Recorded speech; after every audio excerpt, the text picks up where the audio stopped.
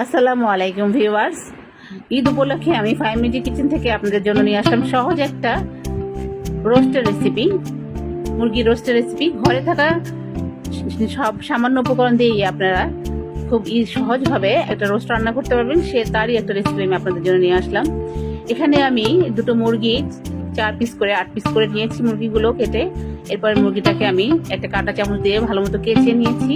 তারপরে তার মধ্যে একটু লবণ, লাল মরিচের গুঁড়া, সামান্য একটু টক দই আর সামান্য আদা রসুন বাটা দিয়ে 10 মিনিট মেখে ম্যারিনেট করে রেখেছিলাম। এরপরে মুরগিটা আমি ভালো করে তেলে ভেজে নিয়েছি। এরপরে আমি এর রোস্টটা রান্না করার জন্য একটা মশলা তৈরি করে নিয়েছি। একটা বাটির মধ্যে আমি দিয়ে দিয়েছি 2 চা চামচ আদা রসুন বাটা এবং 3 চা চামচ পেঁয়াজ বাটা। তারপরে দিয়ে দিয়েছি 1 টেবিল চামচ সব রকমের বাদাম, যেমন কাজু বাদাম, পেস্তা বাদাম এবং কাঠবাদাম আমি একসাথে বেটে নিয়েছিলাম। সেই 1 টেবিল চামচ বাদাম বাটা আর জয়ত্রী আমি একসাথে বেটে নিয়েছিলাম পরিমাণ মতো। 1/2 চামচ জয়ফল এবং জয়ত্রী বাটা। তারপরে দিয়ে দিয়েছি 1 চামচ ধনিয়ার গুঁড়া, 1 চামচ জিরার গুঁড়া, 1 চামচ লাল মরিচের গুঁড়া, তারপর পরিমাণ মতো লবণ। তারপরে দিয়ে দিলাম বাজারে বিভিন্ন ধরনের রোস্টের মশলা পাওয়া যায়, সেখান থেকে আমি 1.5 চা চামচ রোস্টের মশলা দিয়ে দিয়েছি। এরপরে আমি দিয়ে দিব এখানে টমেটো সস, 1 টেবিল চামচের মতো টমেটো সস আমি নিয়ে নিয়েছি। সবগুলো উপকরণ আমি বাটির মধ্যে একসাথে করে মিলিয়ে নিলে রোস্টটা রান্না করার সময় সহজ হয়।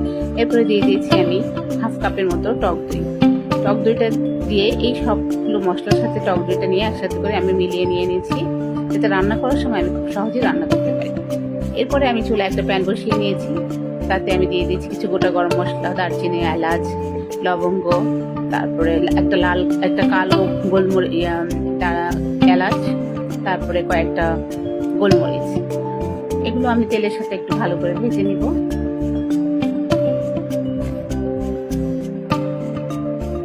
এগুলো তেলের সাথে ভেজে নিলে এর একটা সুন্দর একটা সুঘ্রাণ বের হয়। এরপরে আমি দিয়ে দিয়েছি এখানে 1.5 কাপের মতো পেঁয়াজ কুচি। পেঁয়াজটা আমি লাল লাল করে তেলের সাথে ভেজে নিয়েছি। এরপরে যে আমি মশলাটা রেডি করে রেখেছিলাম রোস্ট রান্না করার জন্য, সেই মশলাটা আমি তেলের মধ্যে ঢেলে দিলাম। মশলাটা আমি খুব ভালো মতো এই তেলের সাথে কষিয়ে নেব। খুবই কম তেলই আসলে আমি রোস্টটা রান্না করবো, বেশি তেল দিব না, কিন্তু স্বাদে দুর্দান্ত হবে। এরপরে দিয়ে দিয়েছি আমি 1 চামচ কেওড়া জল, তারপরে দিয়েছি কয়েকটা কাঁচামরিচ। আমি সব মশলা একসাথে করে দিয়ে দিব এবং মুরগিটাও ওর সাথে দিয়ে দিব। মশলাটা আমার খুব ভালো মতো কষানো হয়ে গেছে এবং তেলের উপরে উঠে এসেছে। এরপরে আমি যে মুরগিগুলো ভেজে রেখেছিলাম রোস্টের জন্য, সেই মুরগিগুলো দিয়ে দিয়েছি মশলার মধ্যে। সবগুলো মুরগি এক দিয়ে আমি মশলার সাথে ভালো করে মুরগির পিসগুলো ভালো করে মিশিয়ে নিচ্ছি, যাতে মশলাগুলো ভালো মতো মুরগির মধ্যে মিশে যায়। ভালো করে নেড়ে ছেড়ে দিচ্ছি আমি মুরগিগুলো। কিছুক্ষণ এই মশলার সাথে মুরগিটা আমি কষিয়ে নিব।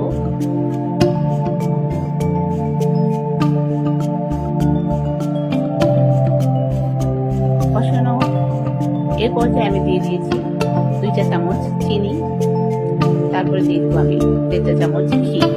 আমি আগেই বলেছিলাম যে আমি সবগুলো উপকরণ একসাথে দিয়ে মুরগির সাথে ভালো মতো কষিয়ে নিব, যাতে মুরগির মধ্যে ভালো মতো মশলাগুলো মিশে যায়। এরপরে দিয়ে দিচ্ছি আমি এখানে 1 কাপ তরল দুধ, আর এরপরে আমি দিয়ে দেবো 1/2 কাপ পানি। এই তরল দুধ এবং 1 কাপ পানি দিয়ে আমি রোস্ট রান্না করবো মুরগিটা সিদ্ধ হওয়ার জন্য। ভালো মতো নেড়ে ছেড়ে দিয়ে আমি ঢেকে দিলাম, ঢাকনা দিয়ে ঢেকে দিলাম। 10 মিনিট পরে ফিরে আসলাম।